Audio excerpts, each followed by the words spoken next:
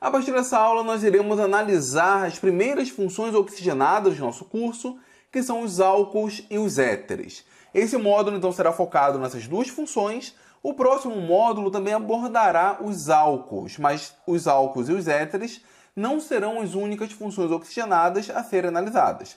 Na verdade, as funções oxigenadas possuem um espaço bem especial em toda a química orgânica. Os álcools e os éteres, do ponto de vista estrutural, são muito parecidos. Nós podemos dizer que são compostos que contêm um átomo de oxigênio com hibridização sp3. Embora seja muito mais comum falar de hibridização para o carbono, vocês viram lá no módulo 0 que nitrogênio, oxigênio e basicamente todos os elementos eles podem hibridizar dentro da discussão da TLV.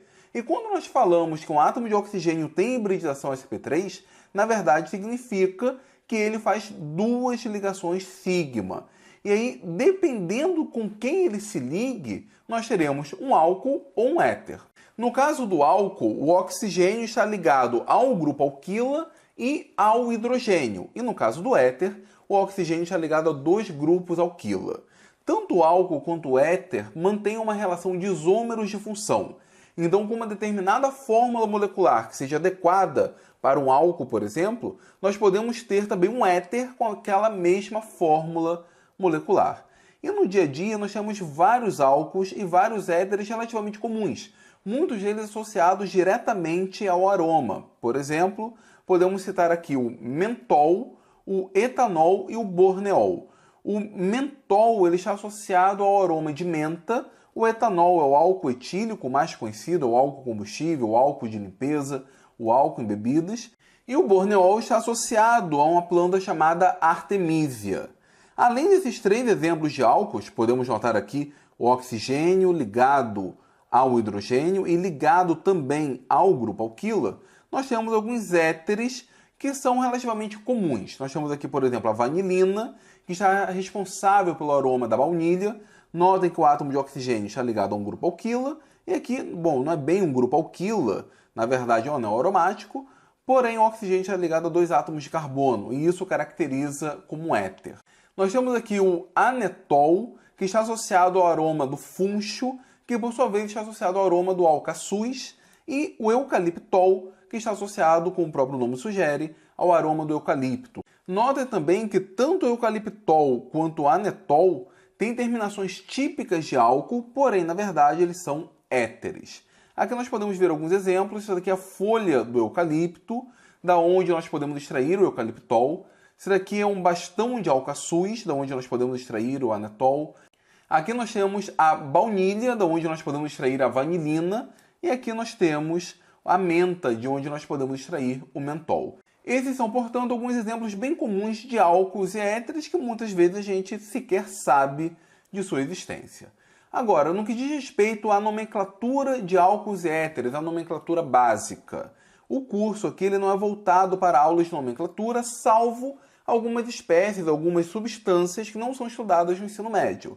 Mas eu vou passar rapidamente sobre a nomenclatura geral de álcools e éteres. Primeiro, um álcool ele sempre terá a terminação ol. Então é comum que praticamente qualquer composto químico, qualquer composto orgânico que termine em ol seja um álcool. Todos são assim? Não. O eucaliptol, por exemplo, e o anetol terminam em ol e são éteres. Porém, a nomenclatura geral do álcool tem terminação ol. Um éter tem uma nomenclatura um pouco mais esquisita. Nós podemos dizer que ele recebe a estrutura do nome como sendo um alcoxialcano, ou um alcoxialceno, ou um alcoxiareno. Isso porque o grupo RO, na verdade, é um grupo alcoxi. Nós podemos ver aqui alguns exemplos e podemos dar a nomenclatura dele. Deixa eu lembrar, na verdade, as regras de nomenclatura do ensino médio. Esse álcool possui uma cadeia principal com 1, 2, 3, 4, 5 átomos de carbono, portanto ele será um pentanol.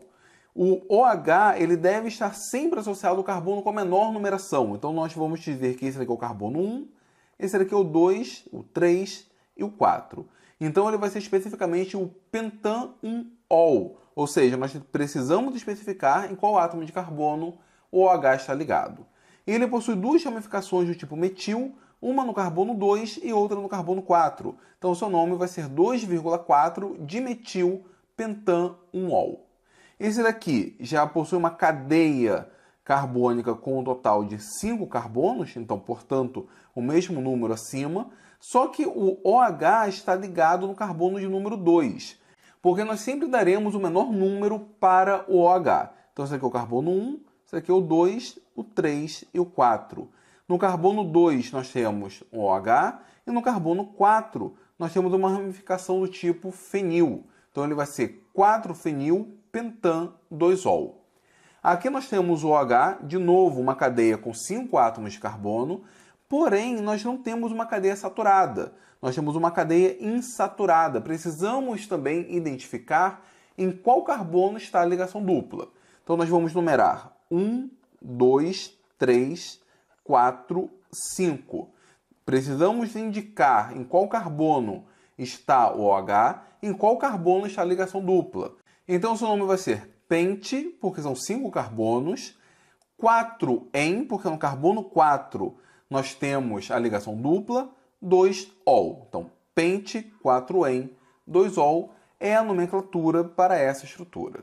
Lembrando que se o OH estivesse ligado a um carbono que não fosse sp3, nós não teríamos a função álcool, seria a função enol. Para ser um álcool, o OH tem que estar ligado a um carbono sp3. Bom, então essa daqui é a estrutura geral da nomenclatura de um álcool. E no caso de um éter? O éter tem uma nomenclatura um pouco mais complicada. Nós separamos o éter em duas frações, em duas partes.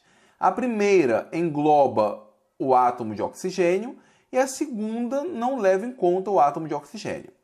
Essa primeira parte é a parte que nós chamamos de alcóxi. Aqui nós temos 2 átomos de carbono, então será etóxi. A segunda parte recebe o nome de um hidrocarboneto normal. Então o nome deste éter vai ser etoxetano, ou às vezes também chamado de dietiléter. Na verdade, até chamado mais frequentemente de dietiléter. Mas o nome UPAC vai ser etoxi, essa primeira fração aqui, que envolve o átomo de oxigênio, etano, que seria a outra fração cujo nome é o nome de um hidrocarboneto normal. Aqui nós temos essa primeira parte aqui, vai ser, portanto, propóxi, e aqui nós temos o anel aromático, vamos chamá-lo de benzeno, é o seu nome como hidrocarboneto. Então ele é o 1-propóxi-benzeno. Por que 1? Porque o átomo de oxigênio está ligado ao carbono 1 do grupo propóxi. Ele poderia estar ligado, por exemplo, ao carbono 2. E essa é a estrutura geral da nomenclatura de um éter.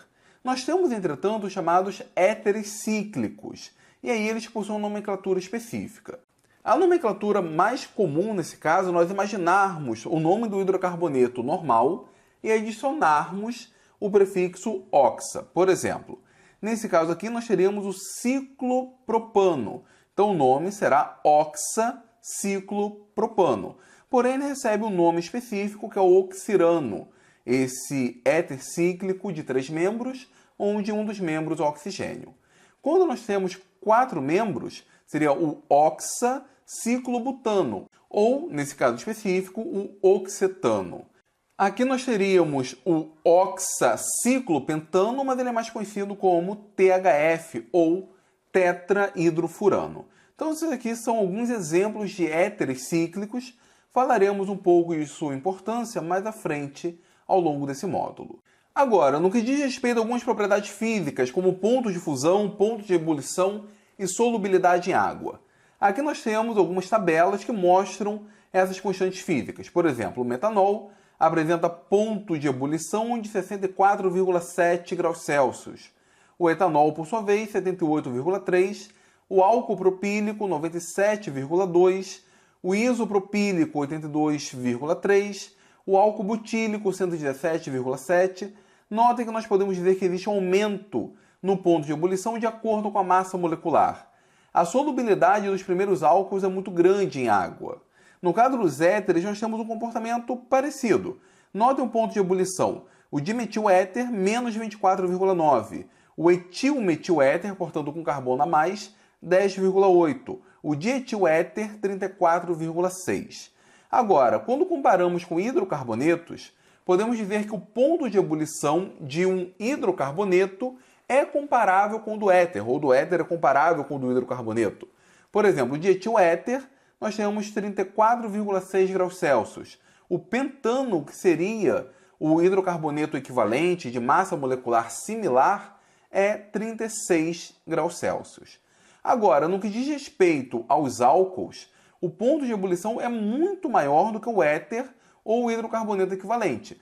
No caso do butanol, que seria o álcool equivalente ao dietiléter e ao pentano, o ponto de ebulição é 117,7 graus Celsius. O motivo para isso reside na formação das ligações de hidrogênio. Um álcool tem a possibilidade de fazer ligação de hidrogênio, um éter com outro éter não, seria uma interação de polo. No caso do hidrocarboneto, a interação seria força de dispersão. E no caso do éter e do hidrocarboneto, as forças de dispersão e interação de polo são praticamente equivalentes. Agora, no álcool, onde existe a possibilidade de ligação de hidrogênio, essa força intermolecular é tão intensa que faz com que o ponto de fusão e o ponto de ebulição seja bem maior. Agora, no que diz respeito à solubilidade em água, tanto o álcool quanto o éter são bem solúveis em água. Podemos ver aqui que os primeiros 4 álcools, os álcools que têm 1, 2 e 3 átomos de carbono, têm solubilidade praticamente infinita em água. Isso é uma consequência direta da ligação de hidrogênio que o álcool pode fazer com a água. Conforme nós aumentamos a cadeia carbônica, essa solubilidade torna-se menos eficiente porque nós temos um número maior de átomos de carbono e a solvatação vai ficando dificultada. Podemos imaginar que, por exemplo, o álcool octílico com 8 átomos de carbono, por ter uma cadeia muito grande, tem uma solubilidade muito baixa em água. Então, isso daqui vai depender diretamente da cadeia carbônica e, consequentemente, de sua solubilidade. É óbvio, não segue uma linearidade. Nós temos aqui, por exemplo, o álcool térquico butílico, que tem uma solubilidade considerada infinita em água, e ele já tem 4 átomos de carbono. Porém, ele acaba sendo um álcool mais compacto. Se nós pegarmos, por exemplo, o álcool butílico, que tem uma cadeia maior, a solubilidade é de 8,3 gramas por cada 100 ml de água. Um éter também tem uma boa solubilidade em água, isso porque o éter pode fazer ligação de hidrogênio também com a água. Ele não tem hidrogênio para fazer a ligação de hidrogênio, mas ele tem oxigênio que pode interagir muito bem com as moléculas de água. E essa então é uma visão geral a respeito dos álcools e dos éteres. Na próxima aula nós começaremos a falar de forma mais aprofundada a respeito dos álcools e ao terminar de falar sobre os álcools passaremos então para os éteres.